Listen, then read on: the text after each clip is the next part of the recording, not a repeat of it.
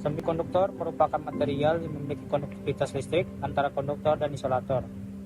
Isolator memiliki sifat yang kurang baik dalam menghantarkan arus listrik, sementara konduktor memiliki sifat yang baik dalam menghantarkan arus listrik. Selanjutnya ada sifat-sifat dari semikonduktor. Yang pertama ada koefisien temperatur negatif. Semikonduktor memiliki sifat yang negatif. Hal ini berbeda dengan logam yang memiliki resistensi koefisien temperatur positif. Yang kedua, penyearahan. Semikonduktor memiliki hubungan yang bersifat penyearahan, sehingga komponen di dalam semikonduktor tidak akan bertentangan satu sama lain. Yang ketiga, termolistrik tinggi. Semikonduktor mampu memberikan daya termolistrik yang tinggi, karena sifat dari semikonduktor berada di pertengahan, sehingga memiliki tanda yang positif atau negatif pada logam yang berkaitan. Selanjutnya ada sifat-sifat dari semikonduktor. Jenis-jenis dari semikonduktor. Semikonduktor dibagi menjadi dua tipe utama berdasarkan dopingnya. Yang pertama, tipe N, memiliki kelebihan elektron yang dapat bergerak bebas membawa muatan negatif. Yang kedua, tipe P, memiliki kekurangan elektron atau lubang yang dapat membawa muatan positif.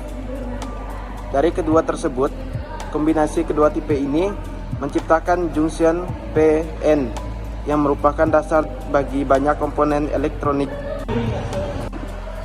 Peran semikonduktor dalam sistem komputer. Yang pertama ada CPU. Semikonduktor digunakan dalam CPU untuk memproses instruksi dan data. Mereka memungkinkan CPU untuk melakukan operasi kompleks dengan cepat dan efisien. Yang kedua ada memori. Semikonduktor digunakan dalam chip memori untuk menyimpan data. Mereka memungkinkan komputer untuk menyimpan data dengan cepat dan mudah diakses. Yang ketiga ada perangkat input dan output. Semikonduktor digunakan dalam berbagai perangkat input dan output seperti keyboard, mouse, dan monitor. Oke, yang selanjutnya itu peran semikonduktor dalam pemrosesan data digital. Pertama, gerbang logika. Semikonduktor digunakan untuk membuat gerbang logika yang merupakan dasar dari pemrosesan data digital. Gerbang logika memungkinkan komputer untuk membuat putusan logis berdasarkan data input. Yang kedua, transistor. Transistor adalah komponen semikonduktor yang memungkinkan komputer untuk mengontrol aliran listrik dengan presisi tinggi.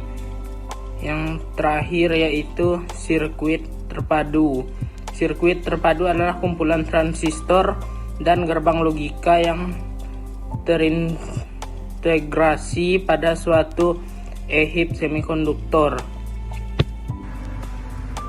Masa depan semikonduktor. Yang pertama, komputasi kuantum, yaitu komputasi dengan konsep mekanika kuantum. Yang kedua, komputasi kognitif, yaitu kecerdasan buatan dan machine learning. Yang ketiga, komputasi berkecepatan tinggi, yaitu meningkatkan kecepatan dan efisiensi. Semikonduktor, terutama berbahan silikon, adalah komponen penting dalam komputer. Bahan ini digunakan untuk membuat transistor yang menjadi dasar pembuatan proses CPU, memori RAM dan ROM, dan chip grafis GPU. Keunggulannya adalah ukurannya yang kecil, hemat energi,